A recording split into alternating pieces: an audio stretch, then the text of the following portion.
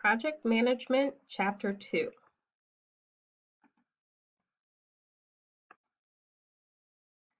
Why do project managers need to understand strategy? Strategy is an important part of what the company is trying to do.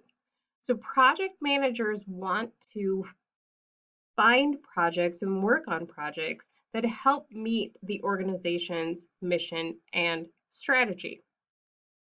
Project managers who understand what their organization is hoping to work towards can advocate for projects that help meet those goals.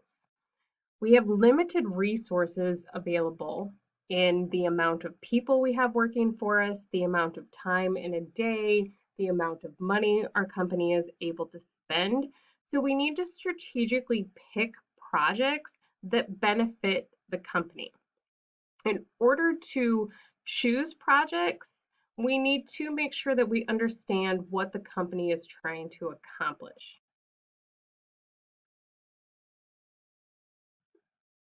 So in strategic management, we require every project to be clearly linked with strategy.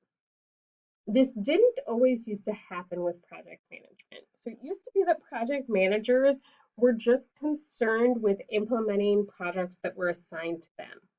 Now, we recognize that it's important for everyone within an organization to understand what that organization's strategy and mission is and start working towards it.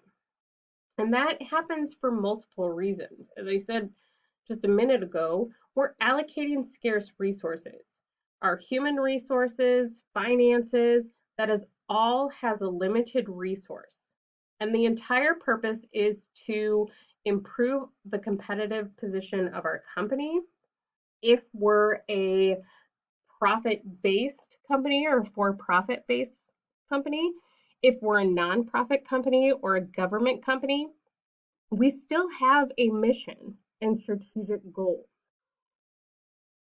They're different than a for-profit company because with a for-profit company, we're just trying to increase our profit.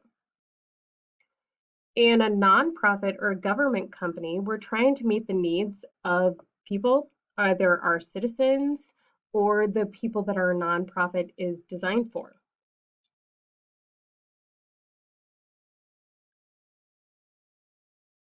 So when we're looking at strategic management and trying to make decisions about our projects, we want to first know what our organizational mission is. We might need to review it and rewrite it. Every company, every organization has a mission statement. Most of it, those are posted publicly on their website. You can Google most companies and say, what is their mission statement?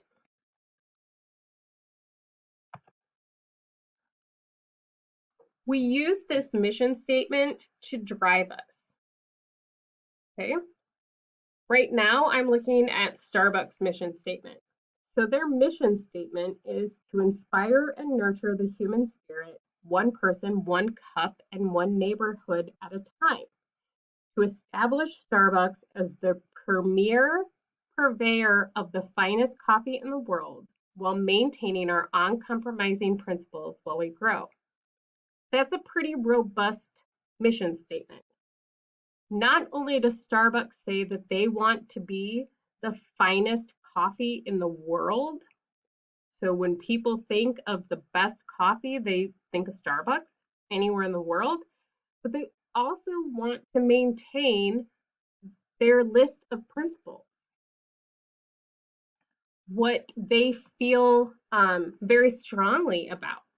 And one of those is to be involved in the neighborhoods where they build. So that's one neighborhood at a time. So they also have that they want to create a culture of warmth and belonging where everyone is welcome. They want to hold themselves accountable for results.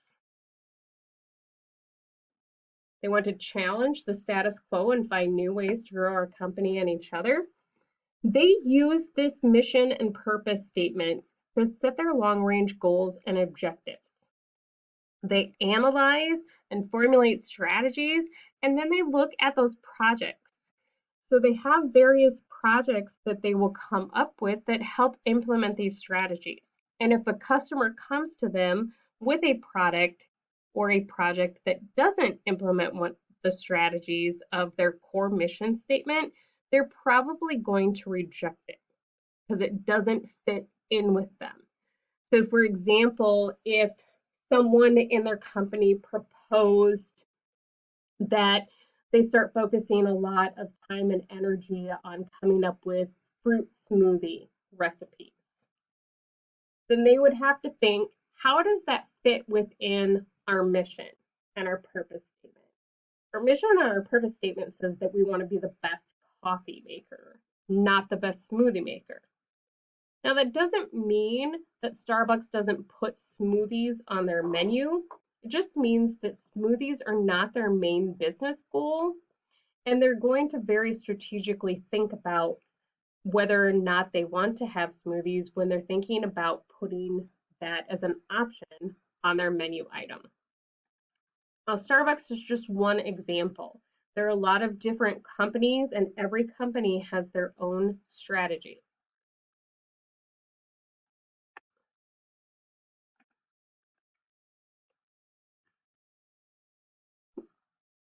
This graphic shows what that strategic management process looks like. The where are we now? What are we now? Do we want to rethink our mission statement, or do we agree with our mission statement? And if we agree with our mission statement, then we're going to do a strategic analysis of our organization. So you can see here where we have the internal environment of strengths and weaknesses and our external environment of opportunities and threats.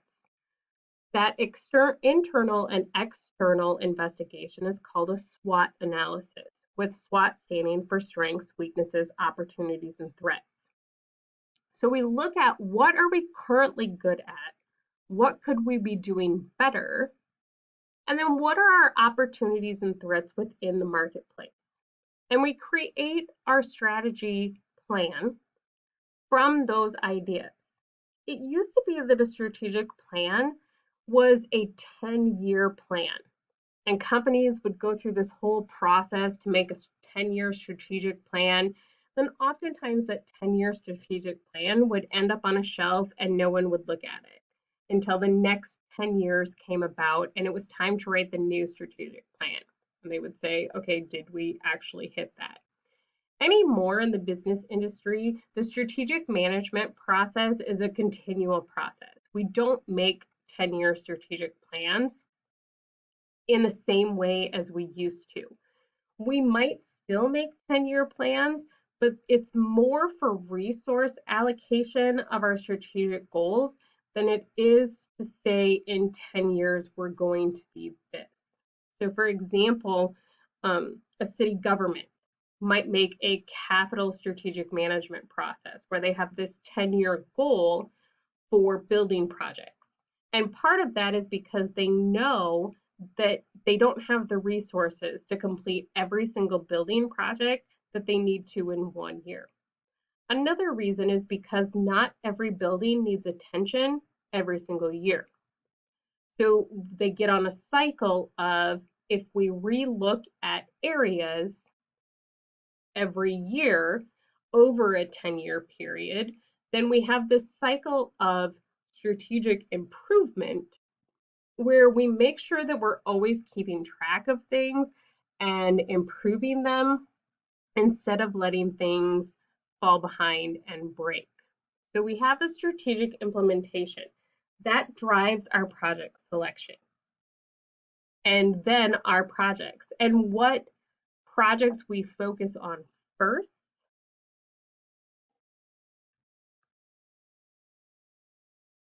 When we're making those objectives, we make SMART goals. I'm sure every single one of you has heard of a SMART goal before, as they're very popular in business classes. So what SMART goals are is that we just make sure that we have specific measurable goals. And then we state that there's a specific time that that can be achieved in. So when we think about our strategic plan, we don't just say in 10 years we want these 50 things to be true.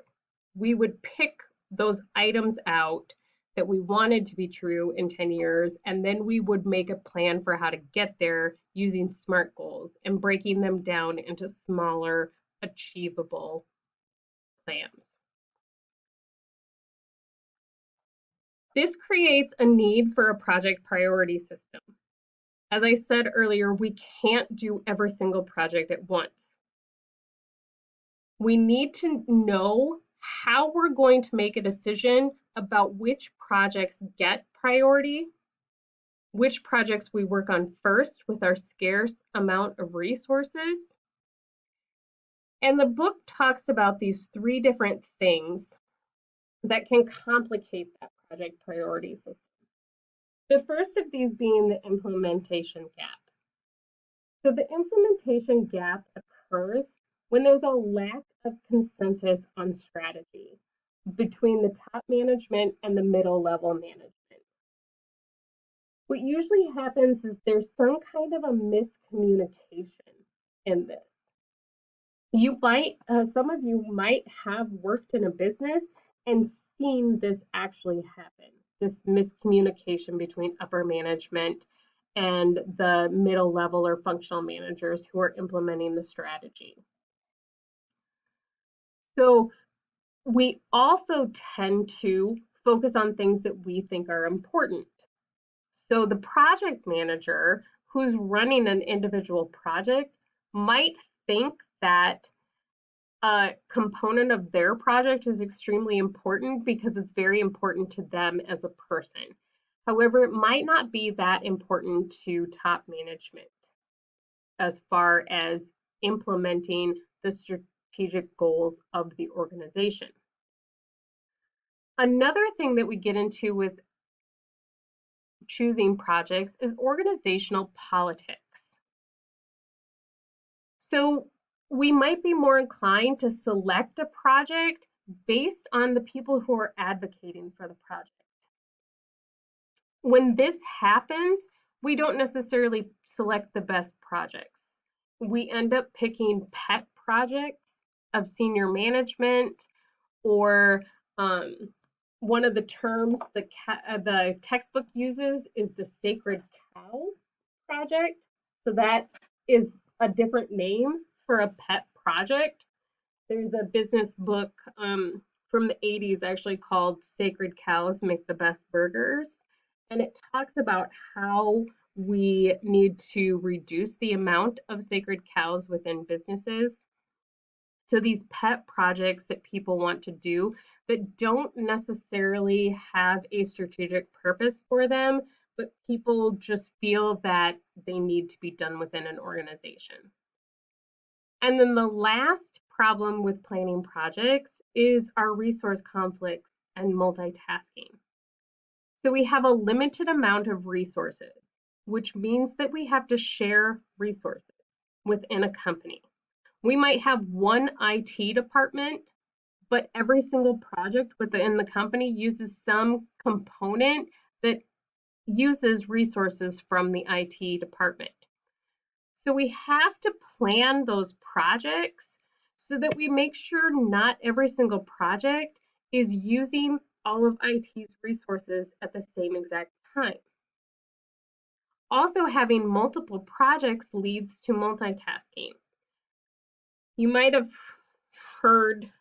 hear people say, I'm a good multitasker, or I'm very good at multitasking. In the last 5 to 10 years, research has overwhelmingly shown that no one is good at multitasking. And in fact, multitasking makes us less efficient at what we are doing. So this is the starting, stopping, and restarting projects. So when we're multitasking, and I might have 5 or 6 different projects, when I stop one project to go start another project, there's this downtime where I'm transferring between the 2 projects. I have to open different files for the different projects. I have to get myself in a mindset for the different project. I might need completely different things for these two projects. And this creates a lot of downtime and inefficiencies. And then I go back to an original project and I rotate them through. So what science has found is that multitasking is actually very bad for us. It does not make us more efficient. No one is good at it, and it doesn't help us get projects off the ground. Unfortunately, we still have to find ways to navigate that because we have limited resources, we have different things, we'll have different kinds of priority. We might have a project that we're working on, and then something that's not even a project that we're assigned to breaks. That's part of our daily job function, and that becomes a higher priority. So our priorities might change as the day goes on, and we might not be able to choose whether or not we're multitasking.